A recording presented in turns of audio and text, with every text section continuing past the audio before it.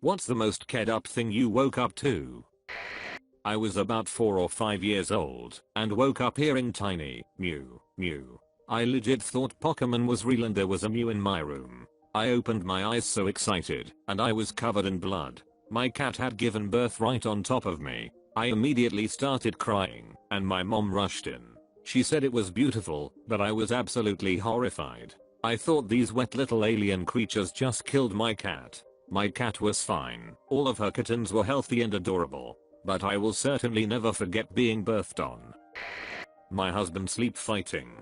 I woke up to grunting and looked over to see the silhouette of someone throwing punches and my husband not in bed. The figure came towards me and I screamed while thinking, there's an intruder. My husband is dead and I'm next. My scream woke him up.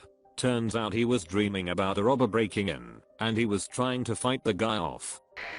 I went to bed with a massive huntsman spider on my wall. Was feeling lazy and I figured that I'd just go do spider things somewhere. 10 minutes later curiosity got the better of me and I switched the bedside lamp back on. There it was on the sheets over my chest, right near my face. My toddler going, "Mommy, wake up. I don't feel good," and then barfing all over me in bed. A note from my ex explaining that he had to go home to change BC. He wet the bed that we were sleeping in together, but he didn't want to wake me.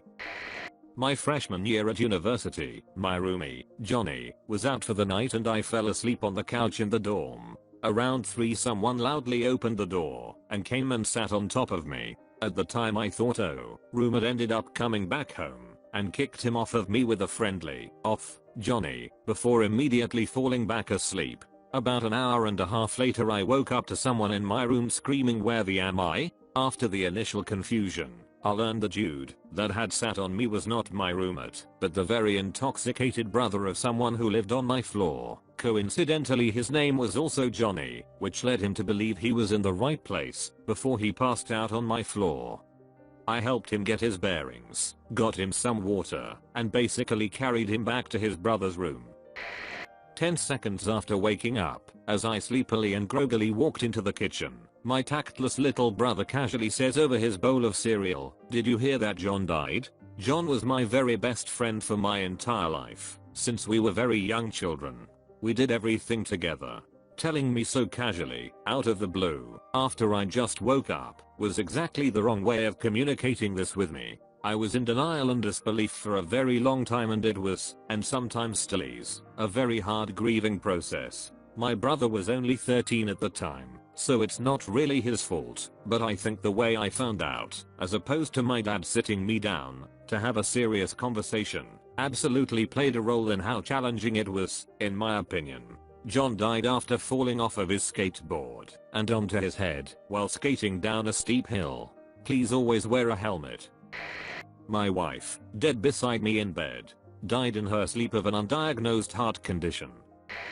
My roommate in college snuck in an old dude she met on the internet. I woke up to him looking at me from her bed. I woke up to find that my arm didn't work anymore. Apparently I slept at a weird angle and cut off flow to the nerves. I picked up the arm with my other hand and threw it against the wall. Didn't feel anything. Fortunately that only lasted a minute or two before the pins and needles settled back in. I had a girlfriend who had a little studio apartment in a multi-unit building. The bed was basically 5 or 6 feet to the right of the apartment door. One night I woke up half drunk and there was a dude standing next to the bed looking down at me. The door was ajar. I got up and kind of went rah, and he freaked and ran out the door and I closed it and locked it. I never found out what the deal was with that.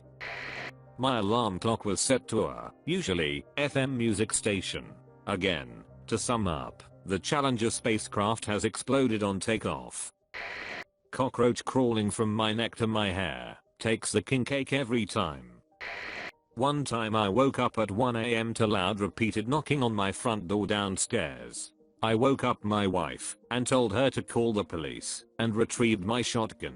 It was Papa John's trying to deliver a pizza to my sister, who had stayed with us on a previous weekend and ordered pizza to our place then, and I guess hadn't updated the address and ordered again. It was a weird night. Edit. Some really odd mixed responses. I was upstairs asleep and heard loud banging and shouting downstairs at a time when no one should be at my house. I didn't start shooting wildly into the darkness, just had the police called and armed myself in case it became necessary to defend my family. I didn't know it was a pizza delivery guy, and I didn't know the banging was knocking loudly until I went to see what was up. Once we figured out what was going on, it wasn't a big deal, and we sent the guy to the right address. I've never had to discharge my shotgun in defense, and I hope I never have to. I had another similar experience where people tried to break into an apartment I was living at. I blocked the door, called the police, and retrieved my shotgun. I'm not sure what steps other people suggest you take, but this seems reasonable to me. The sounds of our cat trying to throw up, the wife pushing it off the bed towards me, and then the cat clawing my face and lip as it was trying to get away from my wife. I cried a little. I was sleeping in a tent in Kuwait when a Patriot missile shot off over our heads. It was very loud, very close, and at the time, I had no idea if it was incoming or outgoing. I jumped on the ground, dirt, and then ran for the bunker. Scary stuff. I had a friend who lived next door when I was a kid.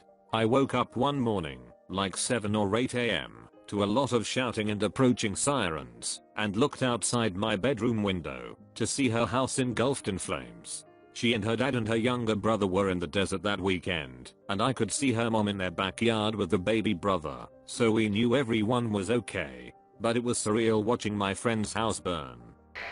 Woke up to my ceiling fan on full speed hanging from a single wire.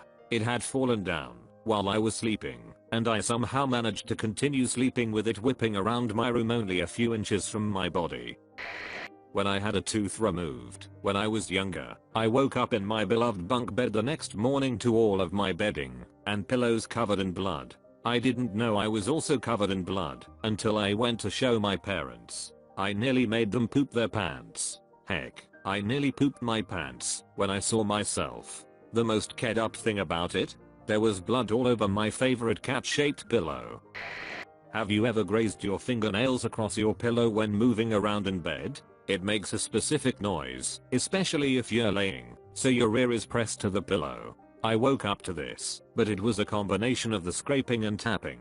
I quickly realized something was crawling around on my pillow. I shot up almost in tears and ran straight to my mum's room. She was convinced that it was a cricket, as we had reptiles. I knew for a fact that whatever was on my pillow was too big to be making that noise, so her and my sisters go back to the room with me, all of them laughing at me as I'm shaken.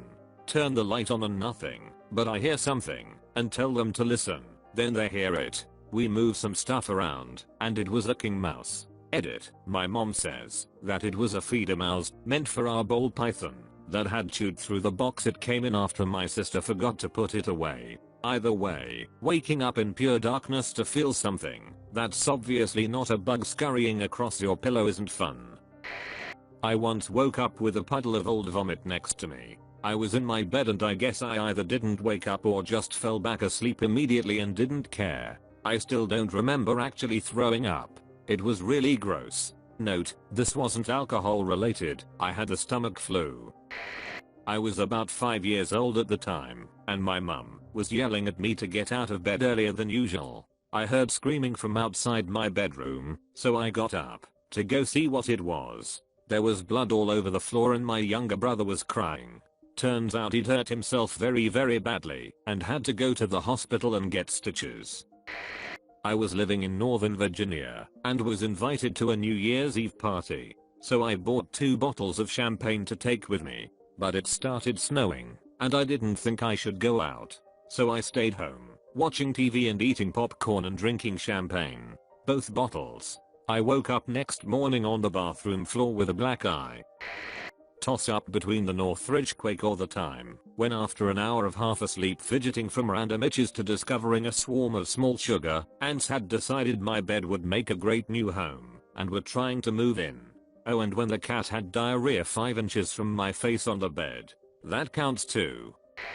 I was 13 and my 4-year-old sister came to my room super late at night carrying a knife and woke me up and quietly said, "I'm going to kill you." Then walked right out of my room. The knives were high out of reach, or so we thought, but she somehow got them. hid then for a long time after that. Last week I had a dream where someone was doing the most annoying sound in the world from Dumb and Dumber, and then that person said, "Want to hear the only sound more annoying?" And the next moment my alarm woke me up. I don't think I have ever been trolled so hard by my subconscious in my life. My mom watching Cujo. I was like 8. I heard my mom describing the plot of Cujo to my sister while asleep. I was dreaming about Pokemon and Cujo invaded my dream. Cujo attacked Squirtle, while I grabbed Pikachu and ran for safety. I woke up in a cold sweat.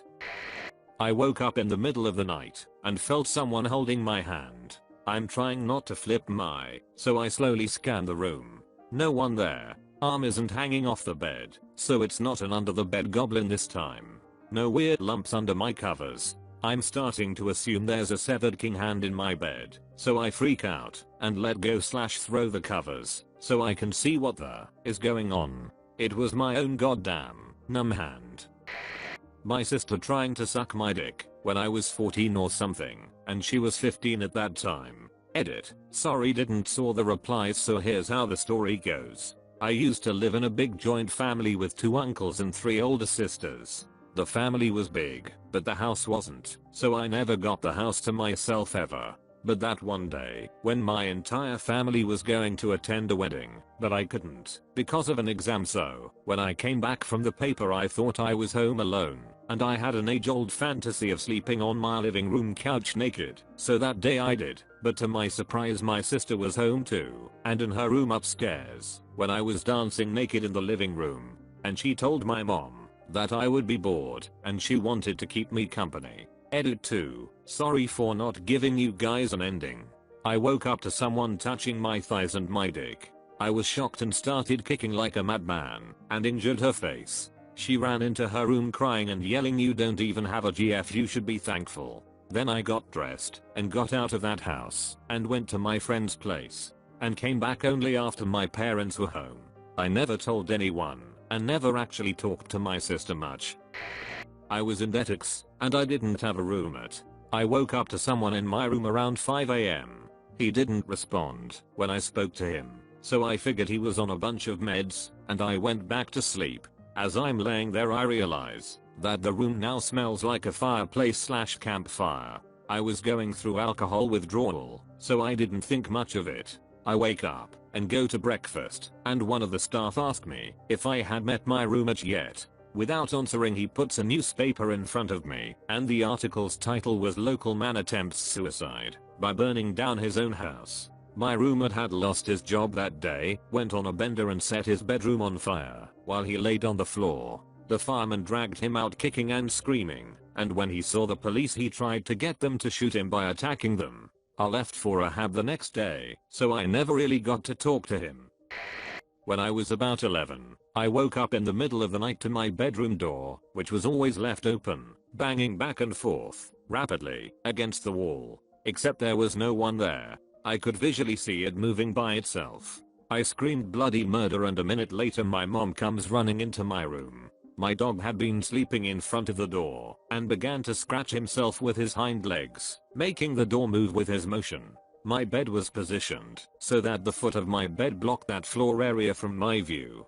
I could only see the top 2/3 of the door. Another time, same age, I woke up to tapping on my bedroom window. This was a 1-floor ranch-style home, and the windowsills were 5 to 8 inches off the ground. Again, screamed like I was about to be murdered. Mom runs in, asks what's wrong, and goes to open the shades, to which I scream even more, because I don't want to see who's out there. It was our family cat who had escaped earlier that day, trying to get back in. One of his nails was stuck in the screen, and as he tried to dislodge it, it would tap tap tap against the glass. I'm still a chicken to this day, FYI.